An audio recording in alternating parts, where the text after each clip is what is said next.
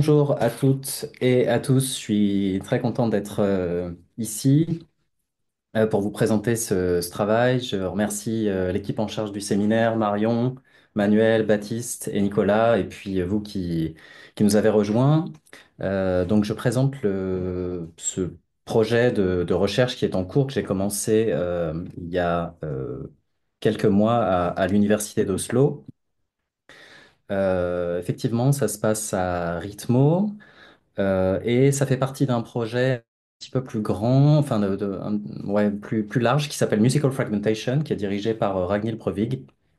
C'est Breivik tout court maintenant, et qui porte sur l'esthétique des rythmes fragmentés, les rythmes qu'on perçoit comme étant issus des machines. Donc il y a des travaux sur le sample, sur le glitch, sur le hip-hop, sur les rythmes complexes, sur la transgression des attentes, ce genre de choses. Donc, je vais vous... Pardon.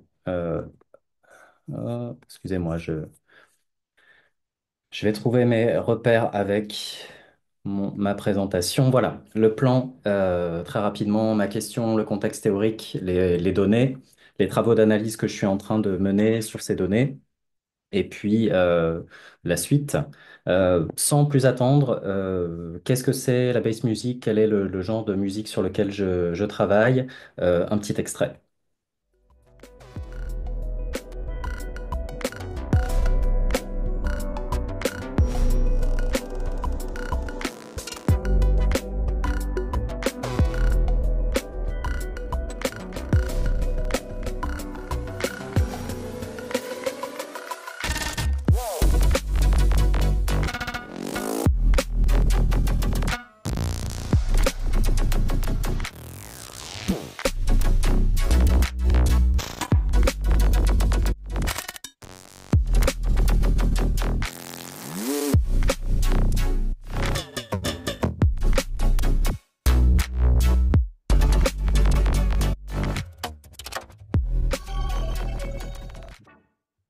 Voilà, donc cette bass music, en fait, c'est un terme générique qui englobe plusieurs sous-genres de l'EDM, dubstep, glitch, drum and bass, et puis en fait un petit peu tout à la fois. Donc c'est aussi cette hybridation qui est désignée par là.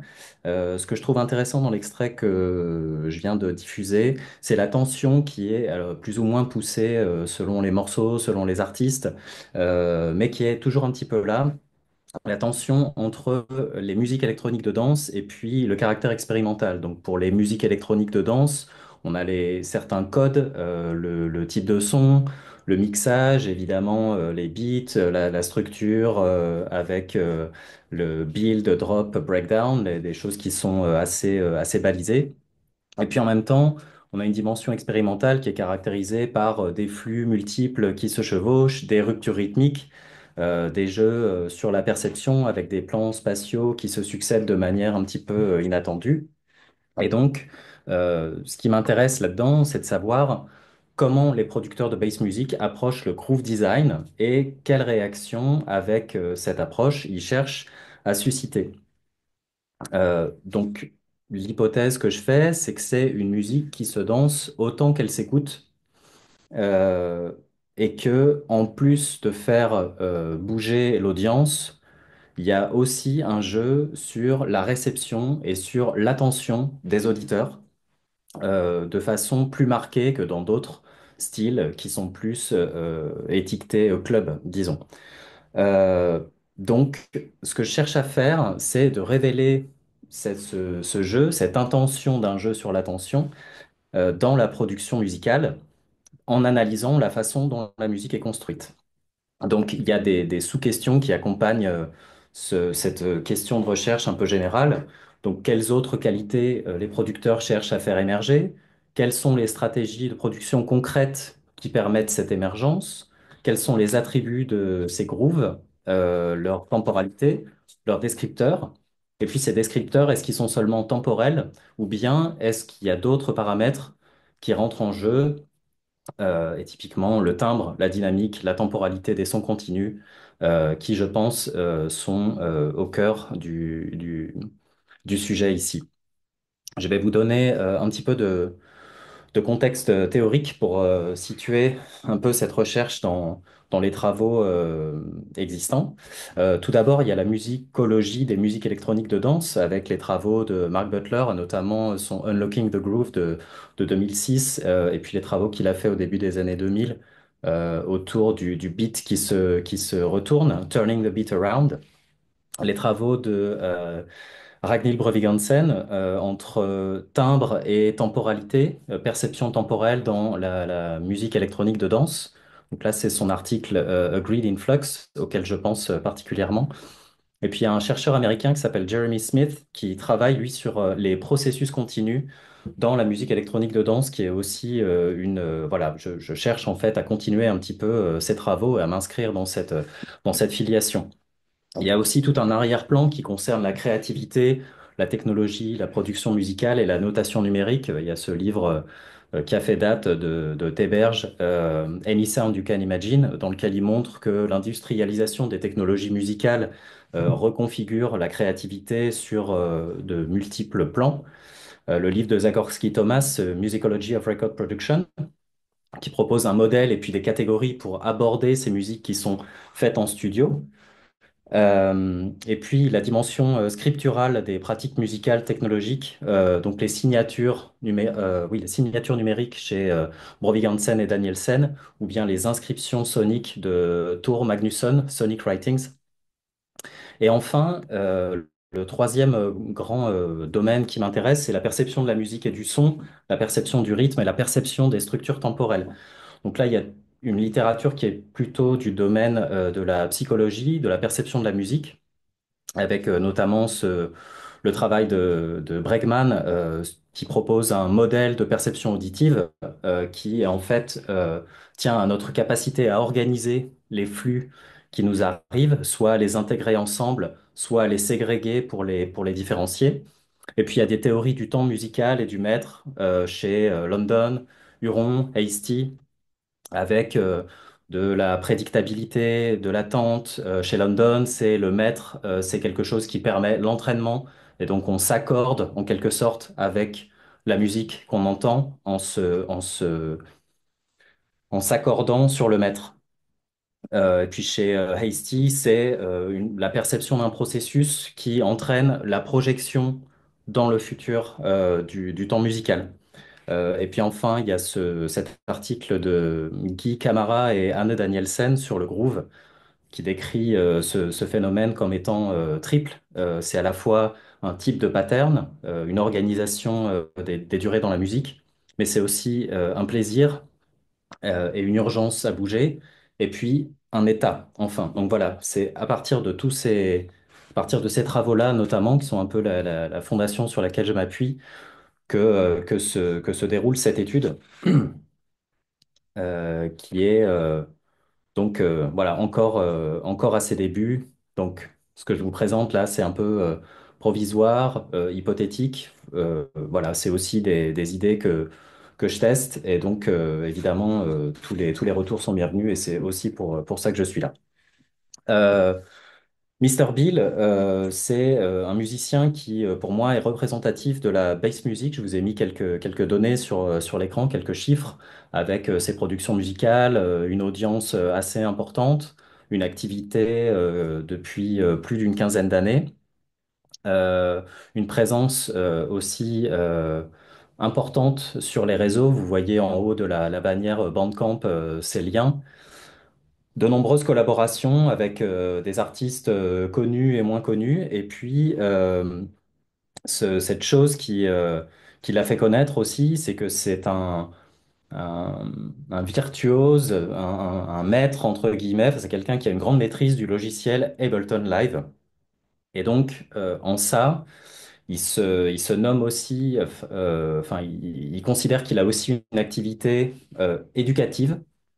euh, et comment est-ce que cette activité de music educator se traduit? Eh bien, elle passe par la mise en accès de ces productions avec Ableton Live sous la forme brute des Ableton Live 7, qui sont les fichiers sources de live.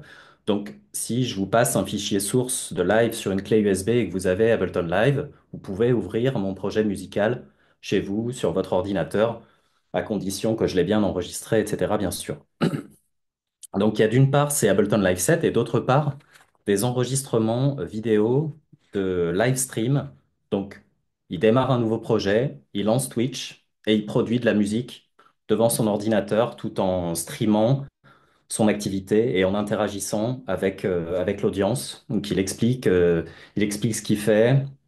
Il fait part aussi de ses doutes sur les directions à prendre, etc. Donc, c'est en ça il partage son processus en fait. Et donc c'est ça qui, pour lui, relève de l'éducation musicale. Donc c'est une façon particulière de faire. Mais voilà, en tout cas, il donne accès à ces données. Donc il faut se rendre sur son site et moyennant 150 dollars par an, vous avez accès à ces fichiers et en fait, il y en a beaucoup des fichiers. Donc, vous voyez ici une liste. Donc, le tableau, il ne s'agit pas de voir dans le détail. Les colonnes, c'est de gauche à droite les albums, la tracklist, les collaborations. Est-ce que oui ou non le live set est disponible? Donc, si la case est verte, enfin la ligne est verte, le live set est disponible sur son site. Et puis la dernière colonne tout à droite, c'est le live stream. Donc, vous voyez qu'il y a une grande quantité de données. Et puis, si on réduit un peu les choses, on se retrouve avec 83 Ableton Live Set au total. Et donc, ça donne un matériau d'étude pour nous, musicologues, qui est inédit, à la fois par son ampleur dans le temps, par la quantité de morceaux que ça représente, par le fait que ce producteur est un professionnel voilà, qui a publié, vous l'avez vu, un certain nombre de morceaux, d'albums, voilà, de différents formats, des remixes, des singles, des collaborations, qui fait aussi, je pense, plusieurs dizaines de concerts par an. Je suis pas tout à fait sûr sur le titre, mais plus de 10, c'est certain. Voilà, donc c'est une figure importante. Et donc, il met à disposition ce matériau, et c'est sur ce matériau que je travaille. Donc, il y a différentes manières d'entrer dans ce corpus. Donc, voilà les fichiers live que j'ai récupérés, enfin que j'ai téléchargés sur son site, qui sont en accès. Et à partir de là, j'essaye d'y voir clair un petit peu là-dedans. Et il y a pas mal de choses à faire, de pistes à explorer. Et puis, je vais vous en présenter quelques-unes aujourd'hui. Donc, il y a deux grandes façons d'analyser des données, l'approche qualitative, l'approche quantitative. On peut faire les deux sur ce matériau, mais le qualitatif tout seul, ce serait trop fastidieux vu la quantité de données qu'il y a. Et puis, alors, il faut que je vous dise que là, les projets dont on parle, ce sont des projets volumineux. Donc en moyenne, on parle d'une centaine de pistes audio et MIDI par projet, jusqu'à 150 pour les plus gros. Et puis sur chaque piste, audio ou MIDI, il peut y avoir jusqu'à 10, 15, 20 effets, donc 20 éléments mis à la suite les uns des autres. Et puis il y a des relations complexes entre les pistes, entre les groupes de pistes. Donc c'est assez compliqué à aborder juste avec papier-crayon. Malgré tout, il y a des choses intéressantes à prendre d'abord pour se familiariser avec la façon dont ils travaillent.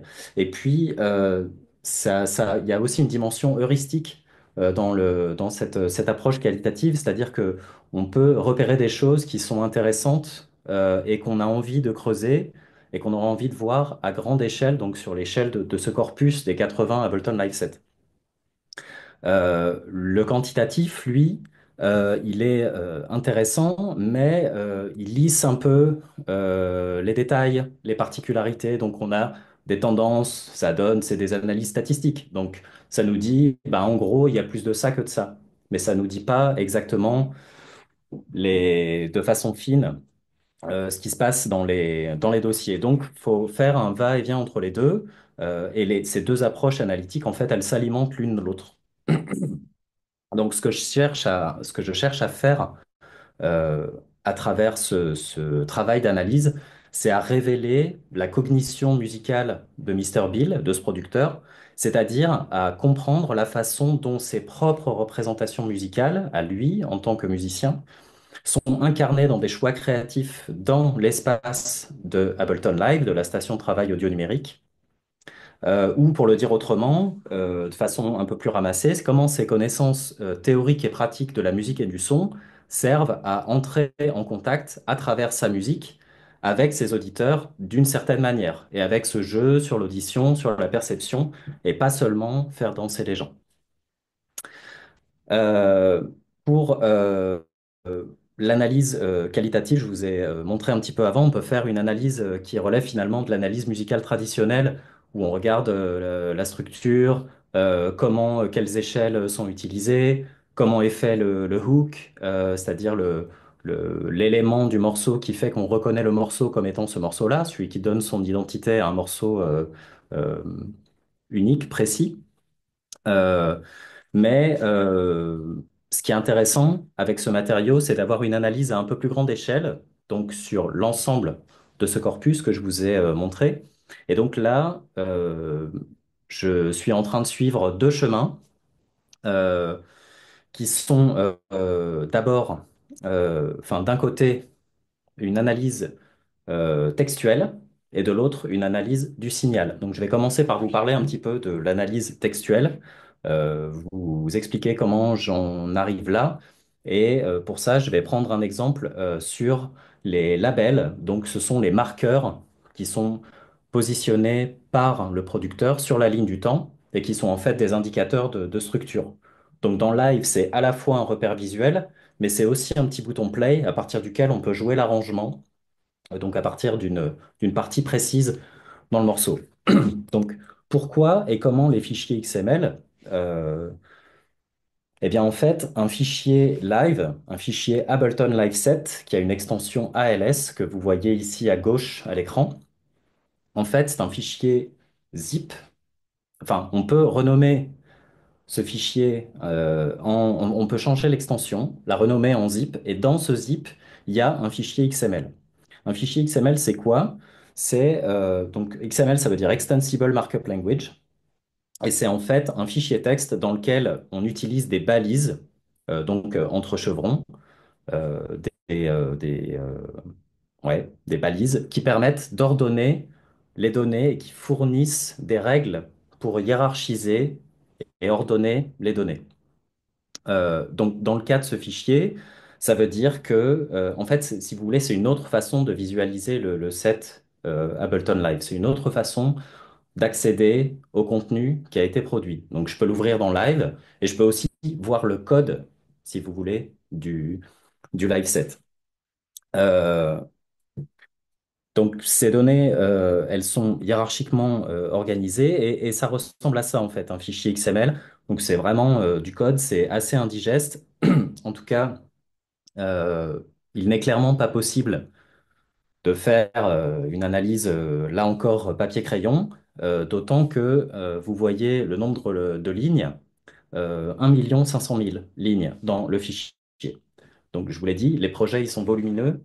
Là, on parle d'un projet qui a à peu près 120 pistes, si je me souviens bien. Euh, et donc, il faut avoir une analyse qui est un peu automatique. Donc, ce qui est intéressant, c'est que si on regarde d'un petit peu plus près, on voit quand même des choses, enfin on arrive à comprendre des choses. Alors il y a des paramètres de notes, de notes sur une piste, longueur de note, pitch, etc. Et puis il y a des paramètres aussi de plus haut niveau, pour ainsi dire, qui sont relatifs à la structure. Donc c'est les labels dont je vous parlais tout à l'heure. Et ici on les voit en fait. Donc name value intro, name value build, name value drop. Et en fait ce sont bien ces, marqueurs, ces étiquettes qui ont été placées dans le fichier par le musicien et qu'on retrouve ici. Donc, avoir une collection sur l'ensemble des 80 live sets de noms de structures tels qu'ils ont été placés par le musicien, c'est intéressant. Savoir quelle est la longueur des notes en général, c'est intéressant. connaître la proportion dans laquelle les samples qui sont importés sont repitchés une fois qu'ils sont dans le projet, c'est intéressant. Donc ça nous donne tout un tas d'informations très larges comme ça sur ce corpus de données. Et donc pour ça, il faut développer les outils qui permettent d'aller chercher ces données. Et donc là, c'est un script que je vais utiliser, qui est en cours de développement, en cours d'écriture. Et là, je vous montre, là, si vous avez un aperçu un peu plus gros du projet, toujours avec les labels en haut sur la ligne du temps, sous les numéros de mesure. Je sais pas si vous les voyez très bien parce que là, c'est un peu petit. Mais ce que je viens d'encadrer là, c'est la partie qu'on va écouter maintenant, enfin la partie sur laquelle je vais maintenant m'attarder avec l'analyse du signal.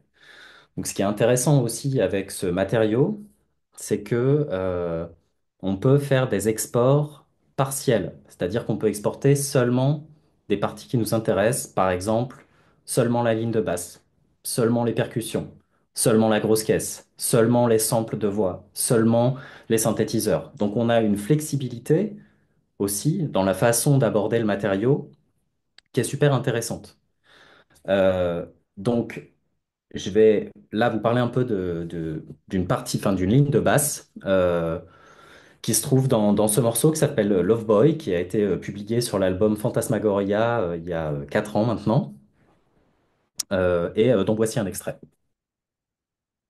Donc comme je le disais, puisqu'on a accès au live set, on peut euh, muter tout ce qui nous intéresse pas, se concentrer sur la partie qui nous intéresse et exporter. Donc on peut exporter par exemple juste la ligne de basse de l'extrait que je viens de vous faire écouter, ce qui est assez intéressant.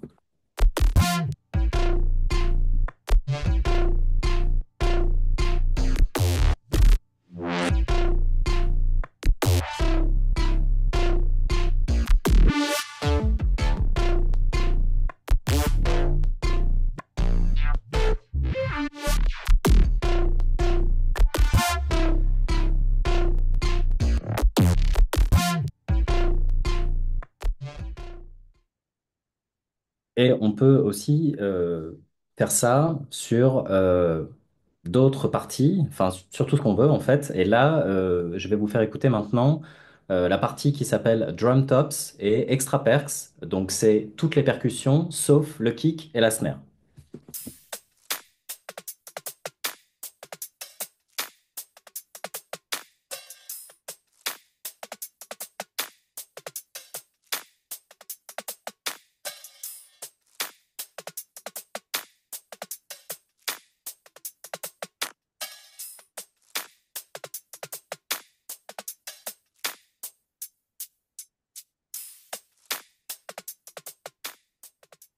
Voilà, donc avec cette approche où on vient en fait carotter un morceau de musique dans le morceau entier, bah, on peut regarder de façon beaucoup plus précise ce qui s'y passe et comprendre comment c'est fait au niveau local, au niveau de la ligne de basse, au niveau des percussions.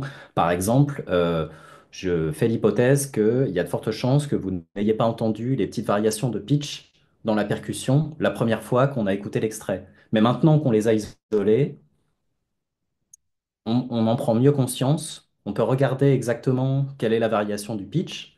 Et tout ça, c'est toutes ces petites choses qui contribuent en fait selon moi, et puis c'est le but de ce travail, à dire que cette démarche musicale, donc elle ne vise pas seulement à faire danser les gens, mais aussi à jouer avec la perception qu'ils ont de la musique, avec leur attention, avec leurs attentes.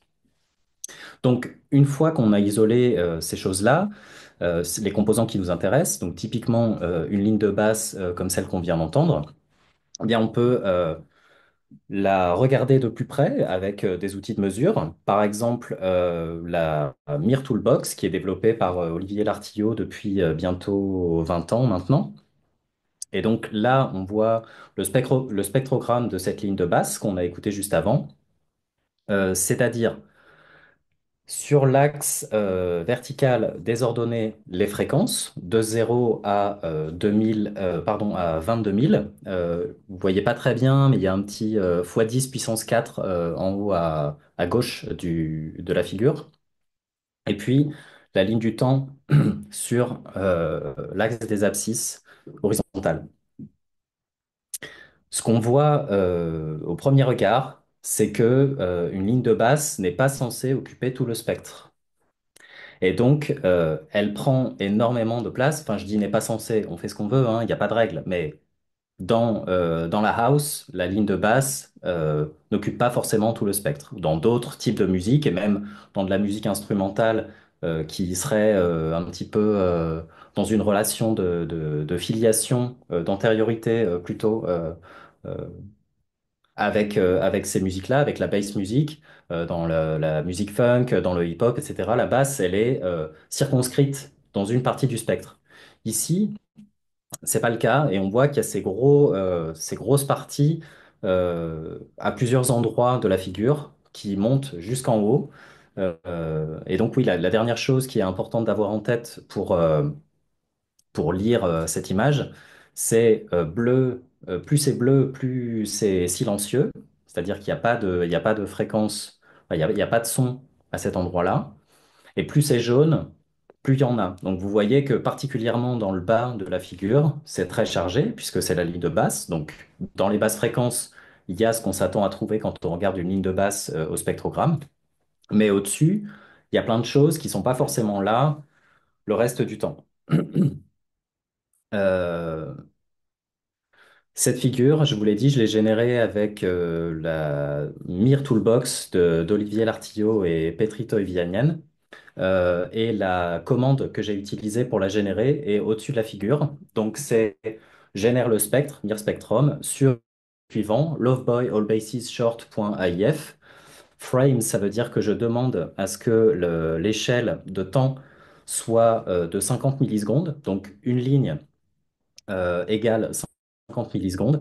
Max, c'est pour dire qu'on veut voir toute l'amplitude du spectre audible par une oreille humaine. Et dB, ça veut dire que c'est une échelle logarithmique. Maintenant, on peut s'approcher un peu plus une fois qu'on a vu ces caractéristiques un peu générales, mais qui sont déjà assez surprenantes. Et on peut zoomer. Et là, on voit encore plus de choses. On voit notamment que les attaques ne sont pas toutes identiques. Donc une attaque, c'est le temps qu'il faut pour un son, c'est le temps que prend un son pour atteindre son amplitude maximale. Donc je vous ai dit, plus c'est jaune, plus c'est fort sur la bande de fréquence qu'on regarde. Et puis là, vous voyez les fenêtres de 50 millisecondes en 50 millisecondes. Ce sont toutes les petites lignes verticales, parallèles les unes aux autres. Euh, et donc, les attaques ne sont pas toutes les mêmes.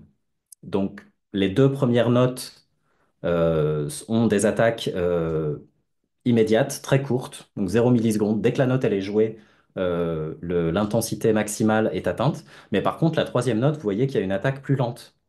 Donc, on peut se mettre comme ça à annoter des choses pour faire une analyse vraiment très précise, très locale de choses qu'on n'entend pas si on se base juste sur le morceau, en fait. Voilà, c'est les 3 secondes qu'on est en train de regarder, c'est ça. Je vous les rejoue.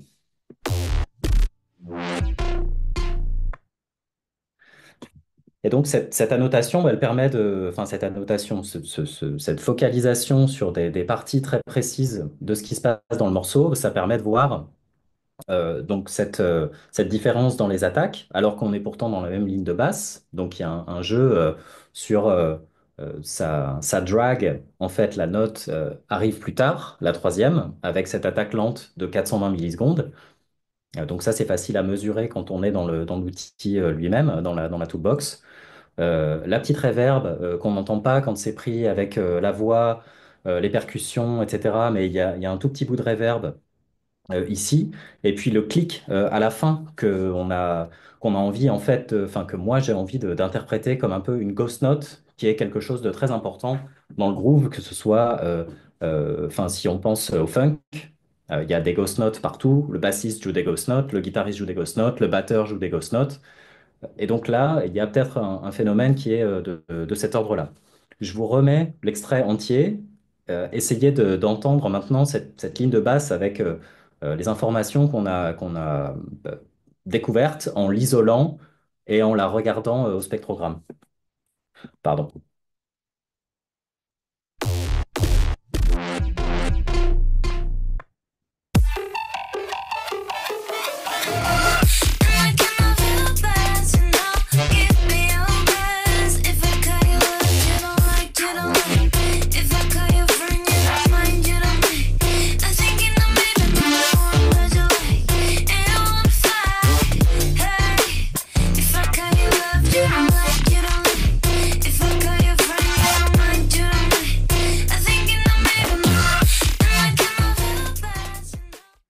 Voilà, maintenant, juste avant de vous présenter un petit peu les travaux à venir, je fais une petite récap de, de ce qu'on vient de voir.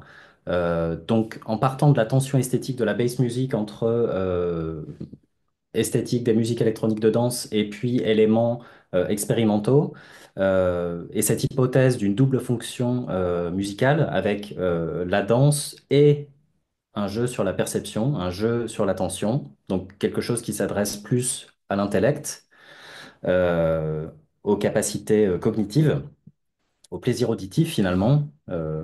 C'est presque joueur comme façon de faire. Euh, je, j'ai présenté comment j'avais l'intention d'explorer ce corpus de fichiers sources Ableton Live avec des outils de musicologie computationnelle. Je m'intéresse en particulier au groove et à la temporalité, qui sont éclairés par ces travaux de perception de la musique que j'ai mentionnés dans l'état de l'art et qui permettent de renforcer, en fait, de donner crédit à cette hypothèse qu'il y a quelque chose comme un jeu sur les attentes et voilà, une volonté de jouer avec la perception auditive, la perception musicale. Et puis donc cette contribution, finalement, elle est triple. Elle est musicologique, elle est méthodologique, elle est esthétique aussi, et elle vise en fait à mieux éclairer les pratiques contemporaines de production musicale avec des stations de travail audio numérique. Donc, qu'est-ce qu'il me reste à faire sur le corpus? Bah, énormément de choses. D'abord, finaliser l'outillage, la préparation des données, parce que l'idée, c'est de tester d'abord que ça fonctionne sur un petit échantillon, comme celui que je viens de vous montrer, comme ceux dont on a parlé là. Et puis ensuite, de lancer une analyse à plus grande échelle qui prendra sans doute quelques heures, donc pour calculer les spectrogrammes, les maps des attaques dans les morceaux, pour aller chercher les données dans les fichiers texte, etc. Et puis ensuite, évidemment, ces résultats, il faut les analyser, il faut sans doute un peu les filtrer, il faut les évaluer. Bref, il y a encore énormément de choses à faire de ce côté-là. Les live streams, j'en ai pas du tout parlé. C'est énorme aussi, en fait, les live streams. Il y a des fichiers vidéo, il y en a 250 et ils font entre 1 heure et 15, 16 heures. Donc c'est vraiment un volume très important. Il se passe plein de choses, comme il a ce côté un peu virtuose avec live. C'est raccourci clavier, clac, clac, clac, il cherche des trucs, il passe très vite d'une fenêtre à l'autre. Il va très très vite, donc c'est assez voilà, c'est aussi assez fastidieux si on veut le faire avec papier-crayon. Il y a sans doute moyen d'automatiser des choses, de séparer le signal audio et puis d'analyser, enfin de chercher dedans des choses, de faire une transcription automatique de tout ce qui se dit, de tout ce qu'il dit pendant qu'il est en train de produire. Et puis après de regarder la musique. Bon, là aussi, il faut chercher les outils, il faut chercher les méthodes pour faire ces choses-là.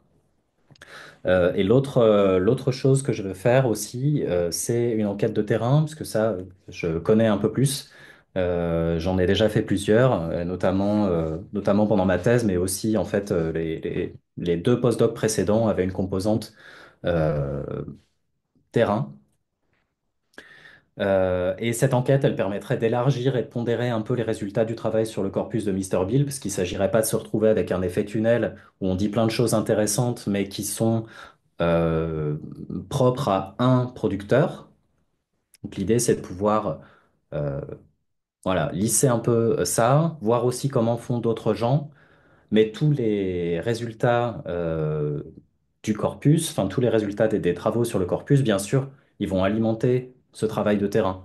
Et donc d'avoir fait ça d'abord, ça permet de poser des questions très précises aux producteurs que je vais rencontrer et que j'aurais peut-être pas pu poser si ce travail d'analyse poussé n'avait pas été fait.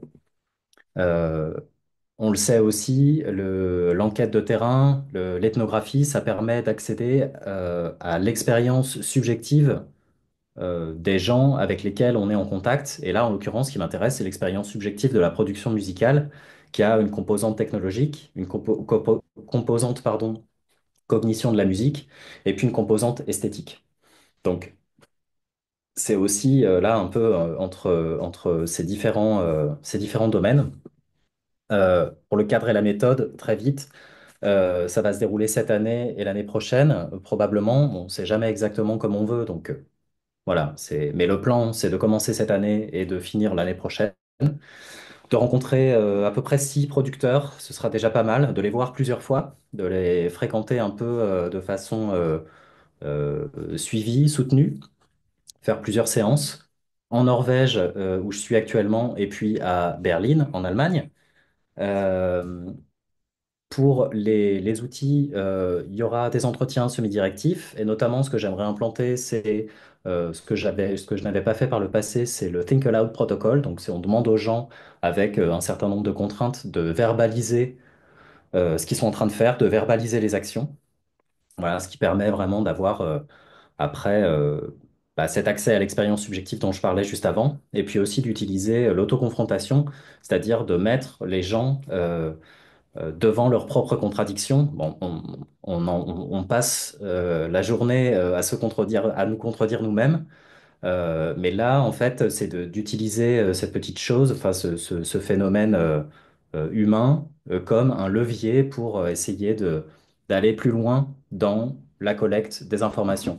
Bien sûr, je ne vais pas me priver de collecter des données numériques, des fichiers audio, des Ableton Live Set, peut-être des banques de samples, de faire des screenshots de leur de la façon dont ils stockent les banques, les instruments, etc. Donc voilà, là, il y a toute une chose à faire, ce qui me permettrait potentiellement d'utiliser les outils que j'ai mis en place pour l'analyse du corpus sur ces données également. Et là, ce serait intéressant parce qu'après, on pourrait établir des croisements. Et puis, de l'observation participante, si c'est possible, c'est-à-dire de produire de la musique avec les producteurs, s'ils l'acceptent, si ça tombe bien. Donc là, rien de sûr, mais ce serait intéressant. Et ça demande là un travail préparatoire qui est un peu plus important que juste qu'est-ce que je vais demander, qui est-ce que je vais rencontrer, quelle est ma grille de questions. Voilà, il faut aussi, je pense, arriver à réfléchir en amont à ce qu'on veut faire pour pas que ça semble naturel, alors qu'en fait, bah, là aussi, c'est ultra biaisé. En fait, on choisit de faire les choses nous-mêmes quand on participe à une activité dans le cadre d'une ethnographie. Et donc, voilà, il faut aussi documenter ces choses-là. Je vous mets les références que j'ai évoquées dans l'état de l'art avec les liens de Mister Bill. Et puis, bah, écoutez, je vous remercie beaucoup pour votre attention. N'hésitez pas à me contacter à cette adresse pour discuter de ce projet ou bien de choses un peu voisines. Je suis toujours ravi d'échanger à propos de ce genre de choses. Voilà, merci beaucoup.